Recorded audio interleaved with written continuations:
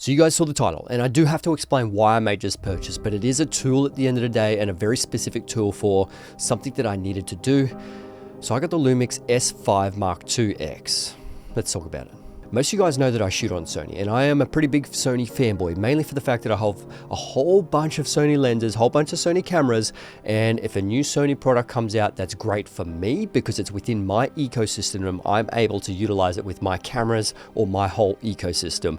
And if something comes out with Canon, well, I can't do anything with Canon because I don't have any RF glass. If something comes out with Nikon, I don't have any FZ mount glass. So these are the things that I have to take into consideration. If there is a PL lens, then I'm like, hell yeah, because I've got a PL adapter. But essentially I just went onto Marketplace and got a secondhand S5IIX, and I went out and bought the tilter cage because I knew the tilter cage was going to fit absolutely perfect, and I've had the tilter cage before with the FX30, but also with my A7 III as well.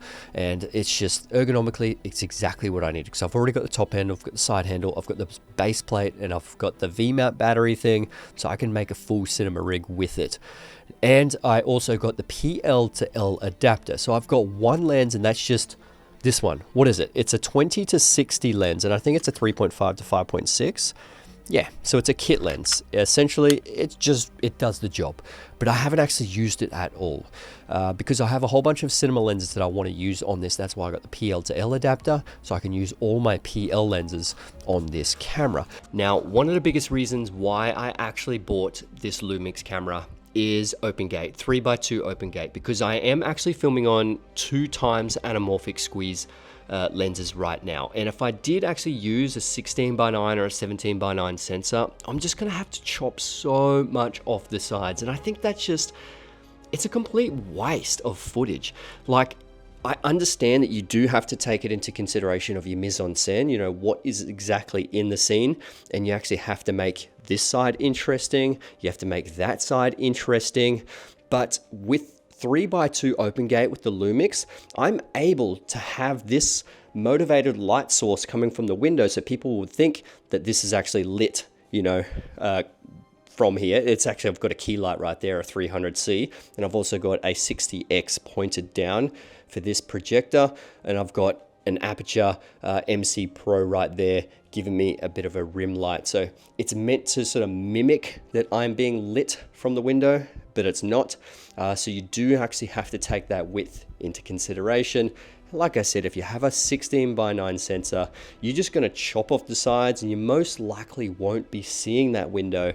It would just mean that you would have to move the camera backwards and set up your guidelines and actually crop the sides, and knowing that, you know, you're not going to crop out that window. So yeah, the 3x2 sensor on the Lumix is just, it's the biggest game changer. I'd hate to say game changer, but it is when it comes to 2x anamorphics. So essentially one of the biggest benefits about having anamorphic support when it comes to the S5IIX is that it has anamorphic de-squeeze, and you can go through, you know, 1.3, 1.5, 1.8, 2x anamorphic de-squeeze in the camera, so you can actually see it fully de-squeezed on the screen. But generally it's too small. Generally you would have an external monitor anyway. But also adding to that is that they actually have anamorphic support when it comes to stability. So IBIS can be a little bit strange when it comes to anamorphic lenses, specifically in the corners, because it is a really stretched image, and then when you de-stretch it, there's so much going on in the corners. And Lumix have got the algorithm that actually supports specific de-squeezes when it comes to that stability, and it looks fantastic. Like, sure, the rolling shutter is a little bit slow on the sensor, so the readout is a little bit slow, so you do get rolling shutter artifacts, but you can't help that. I mean, you can, I guess, just not whip the camera around, but obviously if you are shooting static, you know, images like this, it's not going to make any difference at all. But I will be doing some sports, so obviously stay tuned for that. Because sports is a lot of what I do when it comes to my creative work and some of my freelance stuff. So yeah, we'll find out how this anamorphic mode works when it comes to stability. But other than that, I mean, I could just turn the stability off, and I like natural camera shake and, you know, building up my cameras. So now another thing that I do like about Lumix, and it has to tie down to the anamorphic lenses, and that is the anamorphic lens support in APS-C mode as well. So we do have 4:3 mode in APS-C, and that's even sort of taller and more square than obviously a 3:2 is. So having a 2x anamorphic squeeze on that would be amazing, but it is an APS-C crop, and these are full frame anamorphic lenses. So I think the widest squeeze I've got on APS-C is a 1.5. I've got the lower 1.5s. So they would be, I guess, you know, fairly decent in 4:3. It would make it perfect for YouTube, because when it sort of decompresses onto your timeline, it's probably going to be perfectly almost like 1:8:5 to 1 ratio, which is almost like your 16:9. So I think it'll fit perfectly on my timeline if I do put it into APS-C crop mode. But I guess, you know, just the ability to have those different crops, I really hope Sony do, you know, start to implement these into their cameras, specifically with, you know, like the A7 V eventually when that comes. But I don't know, I just don't see it, because they seem like they're keeping a lot of these features for the professional cinema line. But I don't know, let me know. Do you think Sony's going to bring OpenGate? That's a tough one. And now just talking about that OpenGate, it is 6K as well. So there is a little bit more resolution when you're actually working with OpenGate. And I guess that just gives you a little bit more ability to sort of crop in. It makes the image look a little bit sharper. And I guess if you do just record in OpenGate regularly without anamorphic lenses, you can actually crop in vertically and you won't lose as much at the top. So, I mean, that is a bit of a plus. Now, also one of the biggest features that I absolutely love about this is the ability to record directly into SSD, and this is where my Crucial SSDs come into play. Now, this is a Crucial SSD. It's a 2TB X10 Pro. So this thing is incredibly fast, and I've already formatted it and I've already started recording on this thing, and it is absolutely fantastic. But I do have to mention that these SSDs aren't on the approved list when it comes to the Panasonic Lumix S5IIX, and just be wary of that. I'm not saying that you should be using this. Obviously, use the ones that are actually approved. I'm just saying that I use this and it perfectly works with my camera. Oh, and I did buy an SSD sort of holder to put onto the cage as well. The one thing that kind of makes me a little bit nervous is that if you do record directly into SSD, you can't redundant record into the SD card, which kind of does suck, and it is a little bit sort of scary that if this gets pulled out, then you've kind of ruined that shot. But this is where the tilter cage comes in hand, because there is a HDMI and a USB-C clamp on the side. So you can actually put that there, clamp that USB-C directly into the side of the camera. And then the SSD holder actually has a USB-C clamp on here as well. So there is zero chance that your USB-C will actually get pulled out unless it physically gets absolutely obliterated and yanked on.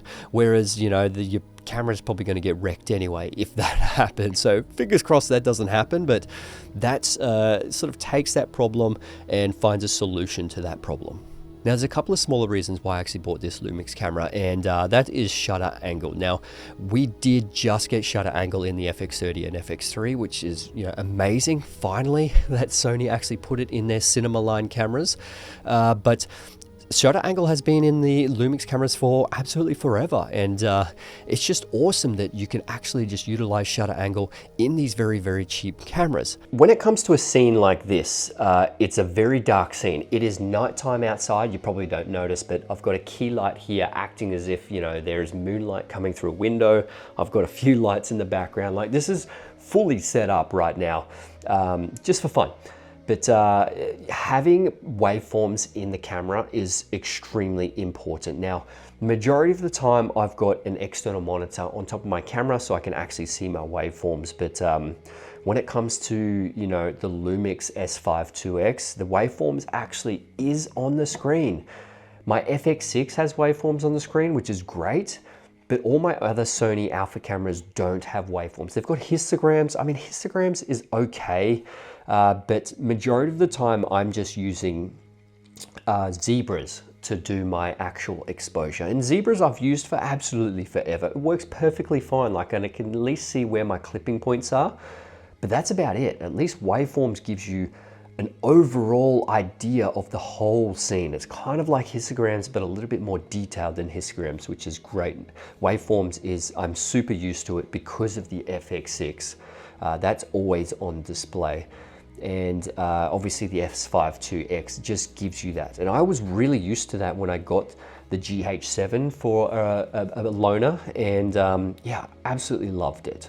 Now, a couple of other small reasons why I actually like this is that when I did get the GH7 is that I was working with Vlog for the very, very first time. And I actually used ARRI Log C as well, and that's a fantastic picture profile. I wish my camera had that, but Vlog is really good. It's very similar to S-Log. Obviously the gamma curve is a little bit different, so you do have to treat your footage a little bit differently to Sony, but it does seem like once you put that Rec 709 conversion LUT onto the Lumix camera, it's pretty much fine right from the start. It really depends on what lenses you're using as well, but it looks absolutely phenomenal. Now also, don't get into the comments and say that I'm a Lumix shill. No, Lumix aren't paying me. I physically needed this camera for a very specific reason, so I went out and bought one out of my own pocket secondhand because I didn't think I really needed to buy it brand new, because I only need it for a few different shoots. But I'm actually used this a few more different times, but I'm not sponsored by anyone